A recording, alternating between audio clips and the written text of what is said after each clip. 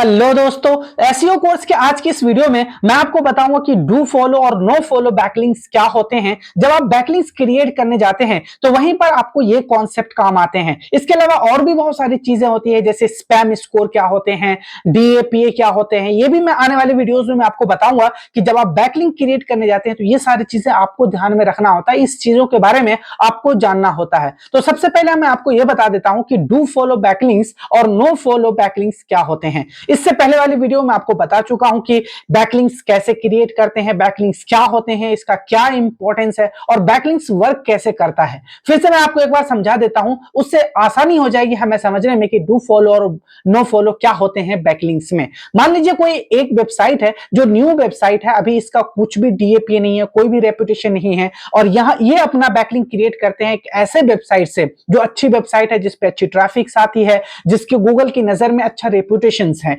तो यहां क्या हो रहा है, दो चीजें होती है जब आप बैकलिंक क्रिएट करते हैं। एक, आपको रेफरल ट्रैफिक मिलता है, एक ऐसे वेबसाइट पर जो न्यू वेबसाइट है, आपने वहां पे लिंक लगाया, एंकर टेक्स्ट क्रिएट करा, फिर वहां से आपको ट्रैफिक मिल रही है। और दूसरा जो मोस्ट इंपॉर्टेंट चीज है वो है लिंक जूस ट्रांसफर होना, यानी कि रेपुटेशन ट्रांसफर हो रहा। जब भी कोई कीवर्ड सर्च करता है कोई भी यूजर, और जब गूगल क्रॉल करता है, मान लीजिए कोई अच्छी वेबसाइट है उस पर आपका कोई लिंक लगा हुआ है, जब वहां पर जाएगा गूगल और उसे क्रॉल करेगा, एक तो वहां पर आपका वो लिंक मिलेगा, और वो लिंक मिलने से पता चलता है कि नहीं, आपका वेबसाइट अच्छा है और ये इस वेबसाइट से कनेक्टेड है। तो यहां से क्या हुआ, लिंक जूस ट्रांसफर हो रहा है। आसान भाषा में बोलूं तो लिंक जूस का मतलब होता है कि रेपुटेशन, ऑथोरिटी। वो जो ऑथोरिटी जो एक अच्छी वेबसाइट पर आपने लगा रखा है, जब क्रॉलर आएगा तो वहां तो वो क्रॉल करेगा ही करेगा, वो आपके वेबसाइट को भी क्रॉल करेगा क्योंकि आपका वहां पे लिंक लगा हुआ है। और पहली चीज जो मैंने आपको बताया, जब यूजर उस वेबसाइट पर है, वहां वो आर्टिकल को रीड कर रहा है और वहां पर वो आपका एंकर टेक्स्ट देखेगा, आपका लिंक देखेगा, और वहां से वो आपके वेबसाइट पर भी रीडायरेक्ट होगा। तो बैकलिंक से आपको दो बेनिफिट्स मिलता है, एक तो रेफरल ट्रैफिक और दूसरा लिंक जूस ट्रांसफर होता है, यानी आपको ऑथोरिटी ट्रांसफर होती है उस वेबसाइट से आपके वेबसाइट पर। आई होप कि यहां तक आपको समझ में आ चुका होगा। अब चलिए नेक्स्ट हम समझते हैं कि क्या होते हैं एक्चुअली में डू फॉलो और no follow. The choice between a do follow backlinks and no follow links depend on your specific goal and the context of the link। ये हम गोल्स और ऑब्जेक्टिव के अकॉर्डिंग भी हम डिसाइड करते हैं। जब आप बैकलिंक्स क्रिएट करने जाते हैं तो वहां पर आपको सेक्शंस मिलता है, क्या आप डू फॉलो बैकलिंक्स क्रिएट करना चाहते हैं या फिर नो फॉलो बैकलिंक्स क्रिएट करने चाहते हैं। इन दोनों का ही अलग अलग पर्पस होता है, अलग अलग ऑब्जेक्टिव होता है, और हम अपने ही अकॉर्डिंग इसको इस्तेमाल करते हैं, अपने पर्पस के अकॉर्डिंग। चलिए अब हम जान लेते हैं कि डू फॉलो बैकलिंक्स क्या होते हैं, इसका क्या एडवांटेज है। यहां देखिए, do follow links passes on link juice और SEO value from the linking page to the linked page. मैं आपको पहले ही बता चुका हूं, एक XYZ वेबसाइट है जिस पे आपने अपनी न्यू वेबसाइट का लिंक लगा रखा वहां पे, तो जब गूगल क्रॉल करेगा तो वहां से लिंक जूस ट्रांसफर होगा, यानी अथॉरिटी वहां पर ट्रांसफर हो रही है एक अच्छे वेबसाइट से आपके न्यू वाले वेबसाइट पर, और इससे धीरे धीरे आपकी अथॉरिटी और रेपुटेशन बिल्ड होने लगता है सर्च इंजन की नजर में, और यह हेल्प करता है आपको सर्च इंजन रैंक करने में। This can positively impact the search engine ranking of the linked page. तो आप समझ गए होंगे, डू फॉलो बैकलिंक सबसे इंपॉर्टेंट बैकलिंक्स होता है। इससे आपको दो चीजें मिलती है, एक तो आपको ट्रैफिक मिल रही है उस वेबसाइट से, और दूसरा वहां से लिंक जो ट्रांसफर हो रहा है। They contribute to the building authority and credibility of your website which can result in better search engine visibility. मैं आपको पहले ही बता चुका हूं, जब आप बैकलिंक्स क्रिएट करने जाते हैं तो आपको कोशिश ये करना है कि ज्यादा से ज्यादा डू फॉलो बैकलिंक्स क्रिएट करना। वैसे बहुत सारी अच्छी वेबसाइट है वो आपको स्टार्टिंग में ही डू फॉलो बैकलिंक्स नहीं दे देंगे, क्योंकि जब लिंक जूस ट्रांसफर हो रहा है तो आपको यह समझना होगा कि आपको तो यहां बेनिफिट मिल रहा है, आप न्यू वेबसाइट है, आपका कोई रेपुटेशन नहीं है, आप अभी बिगिनर्स है, लेकिन उस वेबसाइट की जिसकी अच्छी रेपुटेशन है वहां से लिंक जूस ट्रांसफर हो रहा है, उसे तो कहीं ना कहीं नुकसान हो रहा है, तो वो आपको ऐसे ही नहीं दे देगा। उसके लिए आपको बहुत अच्छा अच्छा कंटेंट लिखना पड़ेगा अपने वेबसाइट पर, आपको अपनी अथॉरिटी बिल्ड करनी पड़ेगी, तब जाकर वो वेबसाइट ओनर, जो ओनर है अच्छी वाली वेबसाइट का, वो आपको डू फॉलो बैकलिंक्स देंगे। नेक्स्ट है consideration. Google consider do follow links as endorsement और votes for the linked content. मैं आपको बता चुका हूं, ये वोट की तरह, यानी एक रिकमेंडेशन की तरह काम करता है जब आप डू फॉलो बैकलिंक्स क्रिएट करते हैं। तो अब आपको यह समझ में आ रहा हो कि ये डू फॉलो और नो फॉलो का क्या मतलब है, सीधे बैकलिंक्स का मतलब एक ही रख देते। तो इसका मतलब यह है कि यहां पर हर किसी का पर्पस देखा जाए। यहां पर आपका पर्पस तो यह है कि मुझे ज्यादा से ज्यादा बैकलिंक्स मिले और मुझे बेनिफिट्स हो, लेकिन आगे वाला जो वेबसाइट है जो आपको बैकलिंक्स क्रिएट क्रिएट करके दे रहा है, क्या उसको इससे कोई बेनिफिट्स मिल रहा है? नहीं, उसका लिंक जूस्ट और ट्रांसफर हो रहा है आपके वेबसाइट के ऊपर। तो इसलिए ये चीजें उनके कंट्रोल के लिए दिया गया है, जो अच्छे वेबसाइट का ओनर है उनको कंट्रोल करने के लिए दिया गया है कि आप अगर किसी को बैकलिंक्स भी दे रहे हैं तो आप उसे डू फॉलो दे सकते हैं या फिर नो फॉलो दे सकते हैं। नो फॉलो का मतलब है, मैं अभी आपको बताऊंगा, पहले आप ये समझ लीजिए कि डू फॉलो में क्या क्या होता है और आपको मेन फोकस किस टाइप के बैकलिंक्स पर करना है।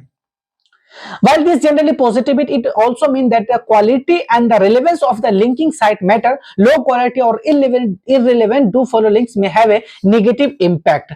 Backlinks बनाने से पहले मैं आपको पहले बता चुका हूं कि आपको रेलेवेंसी मैटर करता है, आपको रेलेवेंट रखना है। आप अगर एक इंडस्ट्री से रिलेटेड है आपका वेबसाइट, तो आपको अपनी वेबसाइट, अपनी इंडस्ट्री से रिलेटेड वेबसाइट से बैकलिंक्स क्रिएट करना है। फिर आगे आप उसे डिसाइड कर सकते हैं, डू फॉलो बैकलिंक्स या फिर नो फॉलो बैकलिंक्स। चलिए अब हम जान लेते हैं कि नो फॉलो बैकलिंक्स क्या होते हैं। नो फॉलो बैकलिंक्स का मतलब मैं आपको पहले ही बता चुका हूं। आसान भाषा में अगर मैं समझाऊं आपको, तो बैकलिंक्स में दो चीजें होती है, एक रेफरल ट्रैफिक आती है और दूसरा क्रॉलर्स जो है वो क्रॉल करता है और उससे आपके वेबसाइट को भी क्रॉल करता है और वहां से लिंक जूस ट्रांसफर होता है। लेकिन नो फॉलो बैकलिंक्स में एक चीज होती है जो है रेफरल ट्रैफिक। यहां पे लिंक जूस ट्रांसफर नहीं होता, यानी क्रॉलर यहां पे क्रॉल नहीं करता आपका वेबसाइट का। आपने जैसे ही बैकलिंक्स क्रिएट करा, वहां पर एंकर टेक्स्ट क्रिएट करा और जैसे ही यूजर उस वेबसाइट पर आता है, आर्टिकल को रीड करता है और वहां से वो रीडायरेक्ट होकर आपके वेबसाइट पर तो आएगा, लेकिन क्रॉलर आपके क्रॉल को नहीं करेगा, आपकी वेबसाइट को क्रॉल नहीं करेगा, यानी कि लिंक जूस ट्रांसफर नहीं होता है नो फॉलो बैकलिंक्स में। अब आपको समझ में आ गया होगा कि अगर आपका ऑब्जेक्टिव और पर्पस ऐसा है कि आप सिर्फ रेफरल ट्रैफिक चाहते हैं, तो फिर आप नो फॉलो बैकलिंक्स क्रिएट करेंगे। लेकिन अगर आप चाहते हैं क्रॉलर्स भी आए और वो भी आपके वेबसाइट को क्रॉल करे, तो फिर आप डू फॉलो बैकलिंक्स क्रिएट करेंगे। लेकिन ये बहुत सारा चीज आपके ऊपर मैटर नहीं करता, ये मैटर करता है उस वेबसाइट के ओनर पर कि वो किस टाइप का बैकलिंक्स आपको देंगे। यहां देखिए लिखा है, no follow links do not pass on SEO value directly, so they do not contribute to search engine ranking, however they can still drive traffic and visibility. यहां से आपको एक चीज मिल जाती है, वो ये है कि आपको यहां से ट्रैफिक मिल जाती है और जैसे ही लोग आपके वेबसाइट पर आते हैं, धीरे धीरे आपकी इस तरीके से भी ऑथोरिटी बिल्ड होने लगती है और आपकी विजिबिलिटी भी इंक्रीज होती है। तो जब आप स्टार्टिंग में है, बिल्कुल बिगिनर्स हैं, अगर कोई अच्छे वेबसाइट के ओनर आपको डू फॉलो बैकलिंक्स नहीं दे रहे हैं, तो आप उनसे यही रिक्वेस्ट कर लीजिए कि वो आपको नो फॉलो बैकलिंक्स ही दे दे। ना कुछ से अच्छा है कि कुछ ना कुछ तो हो ही जाए, आपके वेबसाइट की थोड़ी बहुत विजिबिलिटी अगर इंक्रीज हो जाए, थोड़ी सी भी अगर वहां पर आपकी ऑथोरिटी बिल्ड हो रही है, तो ये बहुत अच्छी बात है। बाकी आपको वो सारी चीज करते रहना है जिससे आपको डू फॉलो बैकलिंक्स मिले। वो मैं आपको आने वाले वीडियोस में बताऊंगा कि आपको ऐसी क्या क्या चीजें करना है, किस टाइप से कंटेंट लिखना है, किस तरह से आपको ऑथोरिटी बिल्ड करनी है, किस तरह से और दूसरे टाइप के आपको बैकलिंक्स क्रिएट करने हैं, जिससे कि आपको एक अच्छे वेबसाइट का ओनर इजिली आपको डू फॉलो बैकलिंक्स दे दे। आगे यहाँ पे देखिए कंसिडरेशंस में, no follow links are often used when you want to link to a website but don't want to endorse it for SEO purpose. This might be the case for user generated content, sponsored content और link in comments. अब मैं यहाँ पे चाहता हूं कि मेरे पे सिर्फ रेफरल ट्रैफिक सी आए, लोग यूजर आ जाए हमारे वेबसाइट पे, सिर्फ मैं नहीं चाहता कि वो मुझे क्रॉल करे। यानी स्टार्टिंग करने के लिए आपको नो फॉलो बैकलिंक्स जरूर क्रिएट करते रहना है। अब हम ये भी जान लेते हैं कि कौन सा बढ़िया है। अभी तक आपको समझ में आ ही गया होगा कि डू फॉलो बैकलिंक्स बढ़िया होता है या फिर नो फॉलो बैकलिंक्स क्रिएट करना अच्छा होता है। If your goal is to improve SEO and search engine ranking, और आप चाहते हैं कि हमारा रैंकिंग इंप्रूव हो, जल्दी से जल्दी हो, तो हम रैंक कर जाए सर्च इंजन में, तो फिर आपको डू फॉलो बैकलिंक्स क्रिएट करना होगा। Do follow backlinks are generally more valuable, seek opportunities to acquire high quality do follow links from reputable and relevant website. मैं आपको पहले ही बता चुका हूं, आपको कोशिश करते रहना है कि ज्यादा से ज्यादा आपको डू फॉलो बैकलिंक्स मिले, क्योंकि यहां पर आपको रेफरल ट्रैफिक तो मिलती ही मिलती, जिससे आपकी विजिबिलिटी इंक्रीज होती है। इसके साथ ही लिंक जूस ट्रांसफर होता है, यानी कि आपकी रेपुटेशन यहां पे बिल्ड होती है। तो डू फॉलो बैकलिंक्स के लिए हमेशा आपको कोशिश करते रहना है।